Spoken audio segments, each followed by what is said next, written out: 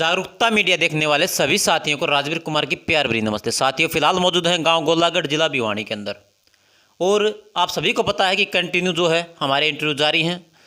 हमारा मकसद सरपंचों का इंटरव्यू करने का एक ही है कि भाई जो भी अपने गांव गुहांड के अंदर जो लोग होते हैं उनको ये नहीं पता होता कि सरपंच कौन है, उस गाँव की आबादी कितनी है, कितने वोट्स हैं, तमाम तरह की बातें जानने के लिए हम ये इंटरव्यू कर रहे हैं। हमारे साथ में आप जो शख्स देख रहे हैं वो कोई और नहीं बल्कि यहाँ के सरपंच हैं, संदीप लेगिया। आखिर क्या कुछ उनकी क्वालिफिकेशन है, किस तरह से उन्होंने चुनाव लड़ा और किस तरह से गांव ने उनको चुना, किस तरह से विजेता हुए, तमाम तरह की बातें जानने का प्रयास करेंगे। साथ ही साथ साथियों, वीडियो को शेयर जरूर करना, क्योंकि काफ़ी एजुकेटेड और काफ़ी ईमानदार, कर्मठ और नेकदिल इंसान हैं जो कि समाज सेवा में भी हमेशा एक्टिव रहते हैं, धार्मिक चीज़ों को बहुत ज़्यादा महत्व देते हैं। तो साथियों चलते हैं और इनसे पूछते हैं कि आखिर क्या कुछ उनकी सोच है, क्या कुछ उनके विचार हैं। पूरी वीडियो देखना, साथ ही साथ इसको शेयर जरूर करना। नमस्कार सर। नमस्कार जी। सबसे पहले तो मैं राजवीर जी आपका गोलागढ़ ग्राम पंचायत की तरफ से हार्दिक स्वागत करता हूं यहाँ आने पर आपको। धन्यवाद सर। सर, आपको भी जागरूकता मीडिया टीम की तरफ से बहुत बहुत बधाई और शुभकामनाएं कि आप गांव से जीत करके आगे आए और सरपंच बने। थैंक यू जी। जी सर। पहले आप ये बताइए मेरे को, मैं आपको इंग्लिश में इंटरव्यू दूँ या हिंदी में? नहीं सर, हिंदी में दीजिए। चलो ठीक है, क्योंकि सर अपने गांव के लोग हैं, इंग्लिश वगैरह नहीं समझते हैं। हाँ कोई दिक्कत नहीं है, क्योंकि हम इंग्लिश से भी ले सकते हो आप, संस्कृत भी, सारी भाषा अपने को अवेलेबल है, कोई दिक्कत नहीं उस चीज़ में, आप किसी भी भाषा में ले सकते हैं। नहीं सर, हिंदी में अपना इंटरव्यू होगा। सबसे पहला आपसे ये सवाल है कि आपकी जो क्वालिफिकेशन है वो कहाँ तक है? मेरी जी बीएससी और मैथ से एमएससी हूँ मैं, 3 साल का कंप्यूटर का कोर्स किया हुआ है और प्लस में टैली अकाउंट। हाँ जी। तो साथियों, काफ़ी एजुकेटेड पर्सन है। और आपकी यहाँ से जो है चुनाव जो लड़ा है, जिन्होंने नामांकन भरा, वो आपकी वाइफ ने भरा था ना? हाँ वाइफ ने जी। अच्छा, उनकी पढ़ाई कहाँ तक है? उनकी है एमए इंग्लिश से जी। एमए इंग्लिश से? हाँ जी। बहुत बढ़िया। तो सरपंच साहब, एक सवाल आपसे ये करता हूँ कि भाई आपके गांव में जो जिस टाइम पे वोट पोल हुए थे, उस टाइम पर कितने वोट पोल हुए थे? मेरे यहाँ पे हुए थे 1420 कुछ पोल हुए थे जी। और कितने वोटों से आपकी जीत हुई? 703 वोट मेरे आए, 10 वोटों से मेरी जीत हुई है जी। 10 वोटों से? हाँ जी। काफ़ी अच्छा। तो सर, आपके जो चुनाव के टाइम पर क्या क्या समस्याएं आपके सामने आई? चुनाव के टाइम पे देखो, मेरे गांव का मेरे प्रति इतना प्यार था, कोई समस्या नहीं आई जी मेरे को, किसी प्रकार की कोई समस्या नहीं आई, क्योंकि हमारे गोलागढ़ गांव की एकता बहुत मजबूत है जी। बिल्कुल सर। और गोलागढ़ गांव की एकता ने मेरे को यहाँ पे लाके खड़ा किया है जी। सबसे पहले तो मैं मेरे पूरे गांव का दिल से धन्यवाद करता हूं कि उन्होंने मेरे को यहाँ तक पहुँचाया है। जी सर। सर, आपके गांव में मेन समस्या आपको फिलहाल क्या नज़र आती है? देखो, गांव में छोटी मोटी समस्याएं तो चलती रहती हैं जी। वो अभी जो पीछे थी, लेकिन अब आगे से गोलागढ़ में कोई ऐसी समस्या नहीं आएगी जी। छोटी मोटी जैसे गलियों की है, कोई साफ़ सफाई की है, कोई स्कूल की है, कोई अस्पतालों की कमियां हैं, वो मैं सब दूर कर दूंगा। आने वाले 2-4 महीनों के अंदर मैं कोई भी कमियां नहीं रहने दूंगा गांव में। और सबसे पहले मेरा गांव में अस्पतालों और स्कूल के प्रति सबसे ज़्यादा ध्यान रहा है, क्योंकि मैं शिक्षा से जुड़ा हुआ हूँ। तो मैं मेरे गांव को, बच्चों को सबसे पहले शिक्षा की तरफ आगे बढ़ावा देना चाहता हूँ। बिल्कुल सर। सर, एक सरकार ने जो है सरपंचों के हाथ बांध दिए, 2 लाख रुपए तक का जो कार्य है सरपंच करवा सकता है, उसके बाद जो उसके टेंडरिंग होंगे, इसके बारे में आपके क्या विचार हैं? बहुत अच्छे विचार हैं, कोई दिक्कत नहीं है उसमें। 2 लाख तक के करवा सकते हैं, बाद में ई टेंडरिंग में भी तो सरपंच ही करवाएगा, दूसरा थोड़ी करवाएगा। हाँ, जिम्मेदारी हमारी ही होगी उसमें। उसमें क्या दिक्कत है? कोई दिक्कत नहीं है। हमारे को तो हमारे गाँव का विकास करवाना है, उसमें अच्छा। तो पंचायत मंत्री देवेंद्र बबली जी, उनका काफ़ी विरोध चल रहा है इस समय। हरियाणा के अंदर जो सरपंच है ना, वो विरोध कर रहे हैं सर। नहीं नहीं, विरोध नहीं है उसमें, 1% भी नहीं करना चाहिए विरोध, क्योंकि ई टेंडरिंग के थ्रू काम जाएगा ना, उसमें सबसे अच्छा है। उसमें हम ठेकेदार से हर चीज़ का जवाब लेंगे ना। जी जी। आप ये चीज़ लगा रहे हो, ये सही है गलत है, वो तो हमारा फर्ज बनता है जाके वहाँ चेक करना क्या कुछ लगा रहा है, वो हमारी जवाबदारी है। उसमें सरकार का कोई गलत फैसला नहीं है। वो पैसा तो हमारा ही ग्राम पंचायत का लग रहा है, न कि ठेकेदारों का लग रहा है। बिल्कुल। लगवा तो हम ही रहे हैं, लेकिन वो उसके ठेकेदार के थ्रू हमारे उसके जा रहा है ना, पंचायत के थ्रू। कोई दिक्कत नहीं। सर, आपको ये नहीं लगता कि अगर हमारे पास इतनी पावर होती भाई, 10-20 लाख तक की सरकार देती, तो अगर हम खुद खड़े होकर के वो कार्य करवाते तो थोड़ा अच्छा रहता? तो देखो, सरपंच की पावर है, अगर सरपंच नहीं करवाएगा तो ठेकेदार कैसे कर लेगा? ई टेंडरिंग भी तो हम ही पास करके देंगे, या उनकी हिम्मत थोड़ी है हमारे बगैर वो गाँव में काम कर देंगे। जी सर। तो सरकार ने एक और आपने सुना होगा एक बिल पास कर दिया है संसद के अंदर, राइट टू रिकॉल के नाम से। अगर सरपंच अगर 1 साल तक अगर उसको गांव देखने के बाद कि भाई अगर वो कार्य नहीं करवाता है, बदमाशी करता है और गलत करता है तो उसको हटाया जा सकता है। इस बिल को आप कहाँ तक सही मानते हैं सर? बिल्कुल सही मानता हूँ जी। इस बिल को मैं बिल्कुल सरकार के इस बिल में बहुत सहमत हूँ, क्योंकि जो सरपंच गांव चुनकर भेजता है वो गांव में विकास कार्य नहीं करवाए तो फिर किस बात का सरपंच है। जी सर, बिल्कुल सही बिल है जी उनका, उसमें कोई गलत फैसला नहीं है। देखो, गांव का अधिकार है जी, सरपंच बनाया है तो अधिकार है उनका विकास करवाना, और हम विकास करेंगे। उनका बिल बहुत संसद में अच्छा पास किया, इसमें कोई गलत नहीं है जी सरकार का निर्णय। तो सर आपके गांव के अंदर फिलहाल जो बीपीएल राशन कार्ड हैं, ऐसे मकान हैं जिनके बीपीएल राशन कार्ड नहीं है? ये तो देखो, जो पीछे भी कुछ हुआ, मैं अभी पूरी गांव में जिसके भी है ना पूरे जांच करके जिसके बनने हैं उसके मैं बनवाऊंगा, और जिसके कटने हैं जो बीपीएल के लायक नहीं है उसका बना हुआ है वो कट जाएंगे जी। सर आपकी नज़र में ऐसे मकान भी हैं जो मतलब मकान जो लोन अभी चल रहे हैं मरम्मत वगैरह के 80,000 रुपये जो सरकार देती है, ऐसे मकान भी आपकी नज़र में है कि भाई जो आपके गांव के अंदर लेने लायक हो और उसको आप कुछ हेल्प वो करेंगे? नज़र में है जी बिल्कुल। जिसको बीपीएल में है ना उसको मरम्मत देने के लायक मकान है उसको हम बिल्कुल दिलाएंगे जी। जी जी, बिल्कुल, मैं गरीबों के साथ तो बिल्कुल खड़ा हूँ जी। बहुत बढ़िया सर। सर आपके स्कूल की व्यवस्था कैसी है आपके गाँव के अंदर? देखो, स्कूल की हमारे गांव की बहुत अच्छी व्यवस्था है। हमारे गांव से स्कूल से निकल करके बहुत अच्छे अच्छे आगे संस्थाओं में काम कर रहे हैं जी। जी और स्कूल के प्रति हमारा बहुत अच्छा फैसला लिया जाएगा जी। जी। तो सर आने वाले टाइम में आप अपने विकास कार्य को किस तरह से आगे लेकर के जाएंगे? मैं देखो, मेरे गांव में है ना दादा चौधरी बंशीलाल जी थे, बिल्कुल। उन्होंने हमारे गांव का पूरे भारत में नाम रोशन किया था। जी जी, मैं उसकी तरह मेरे गांव का अच्छा विकास और स्वास्थ्य में पूरे भारत में नंबर 1 लाना चाहता हूं जी। बहुत बढ़िया सर। सर एक मामला वायरल हो रहा बहुत ज़्यादा हाँ जी।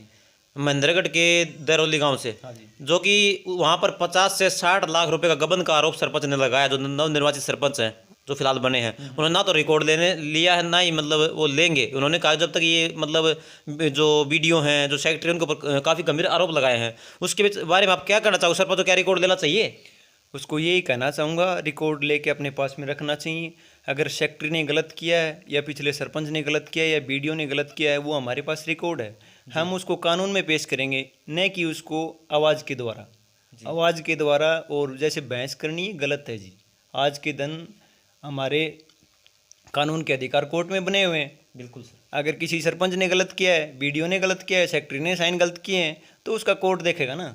बिल्कुल सर, बिल्कुल कलम से देखो, एक एक चीज़ देखो, उसने क्या गलत किया है क्या सही किया है, न कि उसको गांव में मतलब कमेंट करना किसी के प्रति गलत है। उसको कोर्ट में ले जाके आप पेश कर दो, वो आगे उनका काम है कानून का, वो क्या करेंगे। ये भी आपको पता है, कानून कभी भी गलत फैसला नहीं लेता है। जिसने गलत किया है वो गलत का इंजाम भुगतेगा, कोई भी हो चाहे। जी सर। हाँ, तो उसमें मतलब बार बार में किसी के प्रति कमेंट करना भी गलत बात है। आप उसको कानून के अंदर लेके जाइए और वहाँ उसको सज़ा दीजिए। उन्होंने गलत की है तो उसको गलत की सज़ा मिलेगी। हम उसको कोर्ट के अंदर ले जाके वहाँ छोड़ें, और वहाँ से हम जो सरकार फैसला देना उसको फैसले को पूरे गांव में मैन चौक में ला के रख दो। देखो, ये इसने गलत किया था, आज इसका गलत परिणाम इनको मिल चुका है।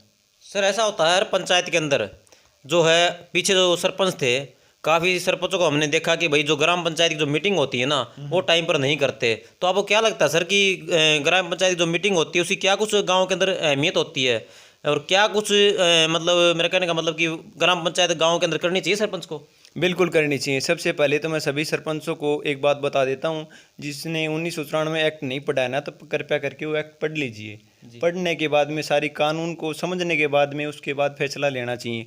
अभी कईयों को उस एक्ट के बारे में पता नहीं है, वो डिसीजन ले लें, लेकिन एक्ट के हिसाब से डिसीजन लेना चाहिए। और मीटिंग है ना, मैं नहीं कहता सरकार हमारे को 1 महीने में 1 दिन देती है मीटिंग का, तो ये नहीं हम 1 महीने में 1 हफ्ते में अपने ग्राम की मीटिंग कर सकते हैं। उसमें गांव की कमेटी बनाइए, उसमें आप अच्छे अच्छे लोगों को उसमें रखिए, जो भी विकास के कार्य उनसे पूछिए भाई हाँ ये सही है, हम करें या करें ना करें या ना करें, एक बार सलाह लेके फिर काम करना चाहिए।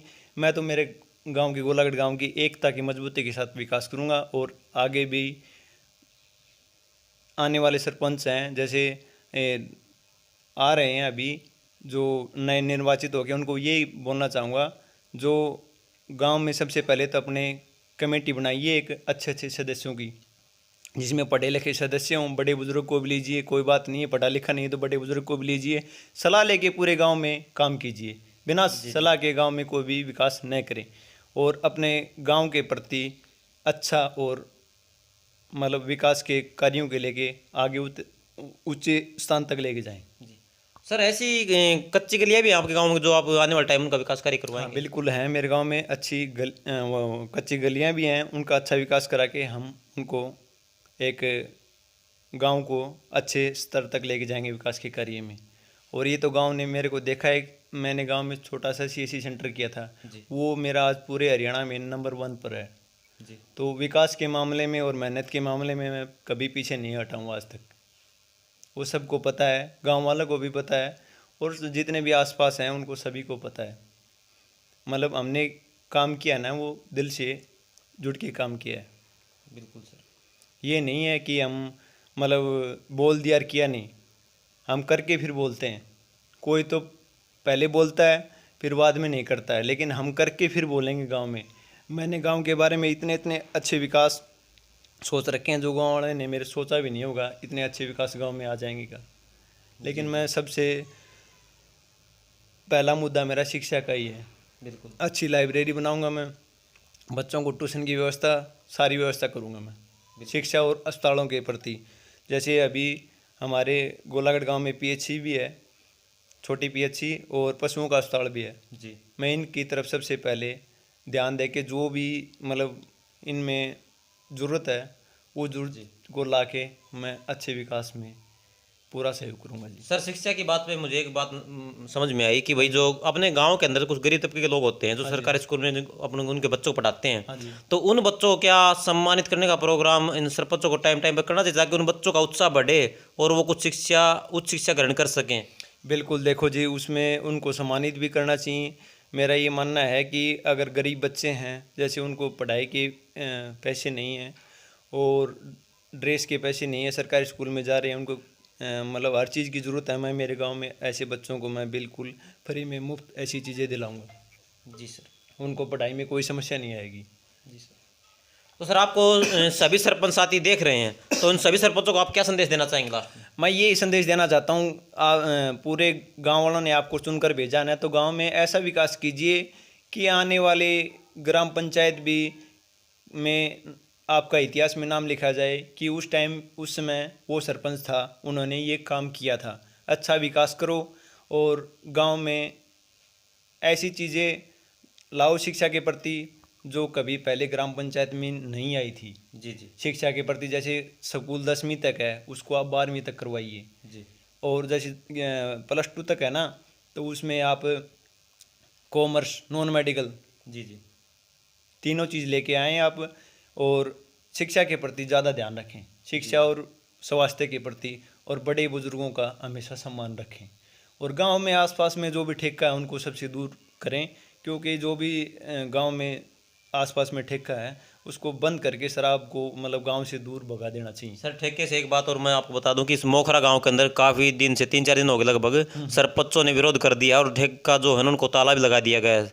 तो उसके बारे में आप क्या कुछ कहना चाहोगे? शराबबंदी होनी चाहिए? शराबबंदी बिल्कुल होनी चाहिए, क्योंकि एक नशा ऐसा चीज़ है, आज तो लोगों को पता नहीं, उसमें है ना दिन भर डलते जा रहे हैं वातावरण में, लेकिन आने वाले समय में इनका बुरा परिणाम मिलेगा। बिल्कुल सर। शराब जो भी पीते हैं उनका बुरा परिणाम मिलेगा। मेरा तो यही मानना है कि शराब ठेकों को अपने गांव से दूर कर देना चाहिए, और जो भी शराब पीता हुआ शाम को दिखाई देता है गांव में, कुछ भी गलत बोलता है, पहले तो उसको आप प्यार से समझाइए, फिर उसको कानून के हवाले कर दीजिए। बहुत बढ़िया सर। और गांव में कोई भी आप थोड़ा ये लगता है अफरा तफरी कर रहा है गांव में कोई भी, आप पहले उसको प्यार से समझा दीजिए, नहीं मानता उसको कानून के हवाले कर दीजिए। क्योंकि अपने को जो एक्ट मिला है सरपंच का, तो वो सारा पढ़ने से सारी मालूम हो जाएंगी जानकारियाँ, इसमें क्या होगा, इसमें क्या होगा। हमें आज के दिन बहस करने से किसी की ज़रूरत नहीं है। आपके पास सरकार ने कलम दी है, उस कलम से काम कीजिए। कोई आपके कहने से मानता है तो ठीक है, नहीं तो आप कलम से वो काम कर दीजिए। जी सर, धन्यवाद सर। थैंक यू जी। तो साथियों ये थे हमारे साथ सरपंच संदीप लेघिया, और मेरे ख्याल से कैरू ब्लॉक के सबसे एजुकेटेड पर्सन हैं। आपने पूरे के पूरे विचार सुन लिए, शायद ही मेरे जितने भी इंटरव्यू किए हैं उनसे सबसे टॉप का इंटरव्यू ये रहा होगा। साथियों आप खुद भी देख सकते हैं पूरा इंटरव्यू, क्योंकि किस तरह से इन्होंने किस तरह से अपने अपने विचार रखे हैं अपने सामने कि भाई स्कूलों का, हॉस्पिटल का, यानी पूरे गाँव का इस तरह से विकास करूँगा कि लोग देखते रह जाएंगे। तो साथियों काफ़ी अच्छी बात कही, और आने वाले टाइम में मैं कह सकता हूं कि काफ़ी अच्छा विकास करवाएंगे। काफ़ी अच्छी सोच है इनकी, और मैं भी ईश्वर से यही प्रार्थना करता हूं कि ये जितने भी इनकी सोच है, इन्होंने जो भी कार्य सोचे हैं उनमें कामयाब हों और आने वाले टाइम में एक स्टार बनकर चमकें। तो साथियों इसी के साथ मैं आपसे विदा लेता हूं। जय हिंद, जय भारत, भारत माता की जय।